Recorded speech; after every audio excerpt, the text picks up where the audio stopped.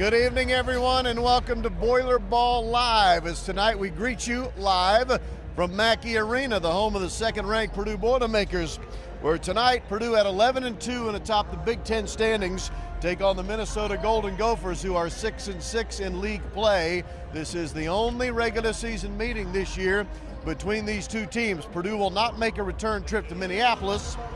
Well, technically they will, but it's for the Big Ten tournament, not to play the Gophers. Hi, everyone. I'm Rob Blackman. Thank you for joining us tonight. To my left, this handsome fella is Chris Forman, and this handsome guy to my right is Bobby Riddell, and we thank you for spending some time with us here on a Thursday night. All right, first things first. It seems like a long time ago. Well, because it was. Last Saturday night, Purdue taking care of the Indiana Hoosiers 79-59, sweeping the regular season series from the big rival. Man, it sure was nice to get that return sweep after what they did to us last year. You know, coming to our place, taking care of business, and honestly in a game where I didn't even feel like we played super well. Yeah. Part of that probably was we started so poorly shooting from three. I think it was 0 for 7 to start the game from three.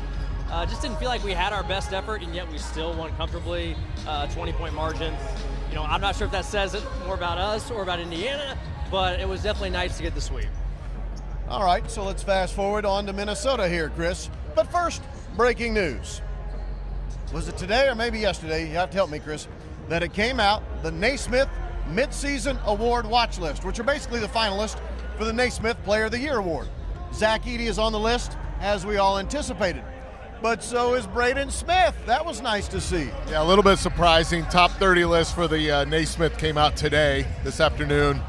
Zach Edey, obviously a repeat favorite to repeat as the winner of the Naismith Award, but Braden Smith being on it, I think really shows what he's done for this team. He's one of 3 sophomores nationally to be on the watch list. So he's just had an awesome year, and I think it really shows the respect that he's gained around the country as our point guard. Unless, of course, he wants to be on the Bob Cousy top point guard list in the country. Yeah, clearly that respect has only been earned in the last week or so. How does that happen? He's not listed as the best point guards in the country. Anyway, we'll take this up another time. All right, so we tonight are on Zach Edey watch yet again. Which statistical category, Rob? There are normally many, but tonight we're specifically looking at one, because Zach comes into the game tonight 20 rebounds shy of tying Joe Barry Carroll for the most rebounds in Purdue history. Yeah, and if you think 20 rebounds, well, that seems like a lot. Well, remember last year against Minnesota, he had 31 points and 22 rebounds. Right. So it is possible. He's had a 20-rebound game already this year, so it's within reach. It'll take a great effort by him to get it done, but, you know, he's done it before, so hopefully he can get it done tonight at home. 20 rebounds. Keep your eyes on it. If he gets to 20 rebounds, it will tie the record. 21 obviously makes him the all-time leading rebounder in the history of Purdue basketball. Chris just mentioned it, Bob. Last year, Purdue and Minnesota played twice, but in one of the games, Zach went for 31 and 22. In one of the games, Minnesota only scored 39 points.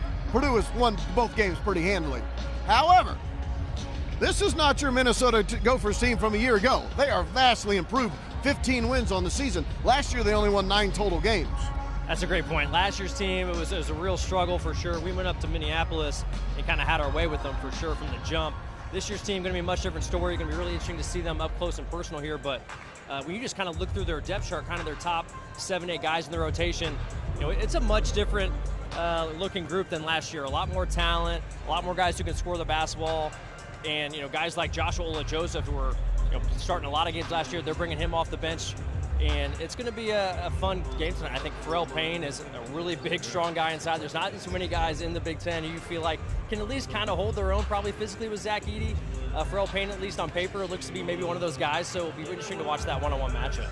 I'll add to that, the point guard matchup tonight is going to be really interesting. Because Minnesota's point guard Elijah Hawkins leads the Big Ten in assists, might lead the country actually in assists. So per game, yep. He's very good. He runs their offense really well, and this Minnesota team's really young.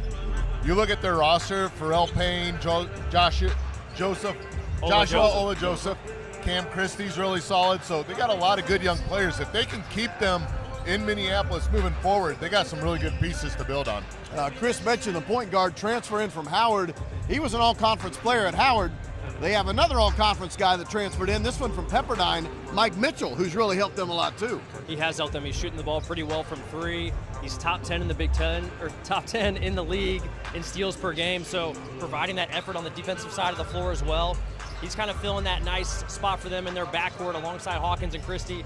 Hawkins and Christie really kind of the main scorers in the backcourt, but he's filling that role as that spot-up shooter and then getting after it on the defensive end of the floor. So he's filled in that nice spot there in that starting lineup. So Cam Christie, if that name sounds somewhat familiar, his older brother Max, you might remember, played at Michigan State. But he only played for 1 year because he was drafted after 1 year. That's how good Max Christie was. Talking to our coaches, they think Cam Christie is also an NBA prospect. Yeah, Cam's a pretty impressive looking player. I've only probably seen a handful of Minnesota games this year, but when I have tuned in, it seems like he's kind of one of those guys that jumps off the screen a little bit to you.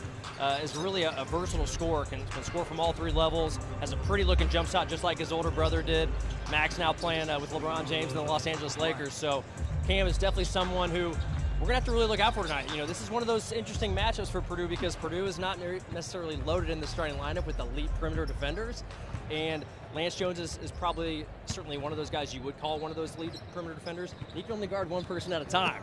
Yeah. And so with this Minnesota team with so many good offensive options in the backcourt, interesting to see who Lance guards, and then it's going to be up to the other guys in the lineup to make sure they lock down their other perimeter players. Chris, you know what I like about Minnesota? Not only are they improved this year, but they are actually competing in the upper echelon of the Big Ten. Think about this. When we tip off tonight, on the loss side, Minnesota's 1 game out of being a top 4 seed for the Big Ten tournament. A double bye for Minnesota is not out of reach. Yeah, about a week ago they were in that 4th spot, and then I think they've lost a couple in a row or 1 in a row, which dropped them back to 5th or 6th or 7th, wherever they are in that mix. Yeah, 5th right now. 5 through 10 or whatever it is. But you know, you look at their roster, they got a really good core. Dawson Garcia, we haven't talked about him yet, is a really good player, transfer from North Carolina. Started at Marquette, went to North Carolina, is now back in Minnesota. And he's actually playing with a purpose this year. I think that's kind of been the knock on him in the last couple years. But this year he's playing with a purpose. He's a little questionable tonight with an injury. But if he plays, he puts a lot of stress on the Purdue interior. Tonight is Dave Shieldhouse bobblehead night. Remember, Saturday was Troy Lewis bobblehead night. Tonight we'll honor one of the greatest scorers in the history of Purdue basketball, Dave Shieldhouse. That is pretty cool. One of the better passers in the history of Purdue basketball is Braden Smith. We've already talked about him right off the top of the show. I want to give you some numbers so you can watch for this tonight. If he gets 1 assist tonight, I think he will, he'll tie Steve Reed for most assists, eighth all-time most assists in a single season. If he gets 7 assists, he'll move up to 7th and tie Matt Gaddis. If he can get to 9 assists, Everett Stevens, 6th most assists in a single season. I bring these numbers up, Bob, because last I checked, we still have 7 regular season games to go. Braden's going to be knocking down a lot of guys on that list as he tries to work his way to the top. Bruce Parkinson is the man at the top of that list, right, in the single season.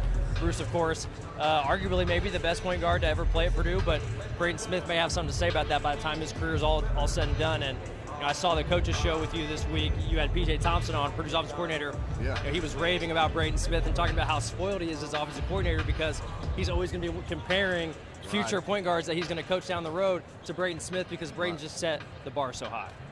I'm a guy that likes to extrapolate things, future stats, career stats kind of thing. And if Braden keeps going on the rate he's on, he's going to be doing stuff that very few people in NCAA history have done in terms of points, rebounds, and assists, reaching those marks all in a career. He's an outstanding rebounder, which we don't talk about, averaging about almost 6 a game. So Braden's just been unbelievable this year. He's putting up crazy numbers, runs the show, and you know, it's been exciting to watch him this year. Purdue is on a 13-game home winning streak. They've won 13 in a row here in Mackey. Purdue is undefeated in Big Ten games here in Mackey. And Bob Riddell, the numbers say this. Big Ten home games this year, Purdue averages 91 points a game, shoots 46% from 3. Those are amazing offensive stats. I don't care if you're playing home, away, or in the backyard.